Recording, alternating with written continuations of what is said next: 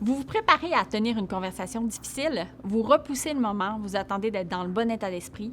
Finalement, le temps passe, ce que vous aviez adressé devient moins d'actualité, vous décidez de laisser tomber pour cette fois-ci. Au fond, vous auriez aimé avoir l'assurance nécessaire dès le départ pour affronter cette conversation difficile. Comment faire pour avoir de vraies conversations courageuses? Premièrement, il faut identifier pourquoi cette conversation nous demande du courage. C'est quoi l'émotion qu'elle nous fait vivre? On remarque que c'est souvent la peur de déplaire ou la peur de faire de la peine. Il faut prendre conscience de cette émotion et faire avec. Si on l'ignore, elle pourrait bien rebondir en pleine rencontre. C'est donc mieux de l'accepter et de faire diminuer la pression qu'elle nous crée. L'émotion est souvent accompagnée de scénarios catastrophes. On amplifie, on est en train de se créer un monde qui n'existe pas. On n'a même pas encore commencé la conversation. Il faut réduire l'ampleur des scénarios qui nous habitent et se concentrer sur quoi on a le contrôle. Et pour ça, il faut identifier notre réelle intention. Ça, on a le contrôle là-dessus. Pourquoi on veut tenir cette conversation? C'est quoi notre but? Est-ce que notre intervention a pour objectif ultime d'aider l'autre personne ou d'arriver à une solution qui satisfait les deux parties?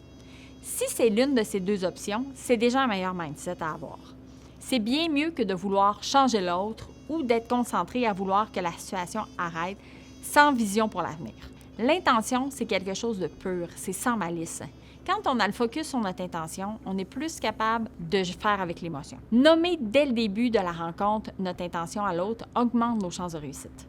Et enfin, la dernière étape, c'est vraiment de se préparer, de préparer son message. Comment on va adresser les choses? Si on se lance de façon spontanée pour s'en débarrasser, on risque d'escamoter ce qu'on voulait vraiment dire. Mieux vaut prendre le temps de décanter notre message pour qu'il passe bien et atteindre les objectifs qu'on s'était fixés. Il existe des outils qui aident à préparer ce type de message. N'hésitez pas à les utiliser. Un dernier conseil, lorsque vous tiendrez cette conversation, soyez dans le moment présent. Quand on fait une rencontre sur le coup de l'émotion, ce n'est habituellement pas à notre meilleur. Choisissez un moment où vous serez pleinement disponible pour entrer réellement en relation avec l'autre. En étant vraiment connecté sur l'humain en face de vous, l'issue de la rencontre ne pourra qu'être constructive.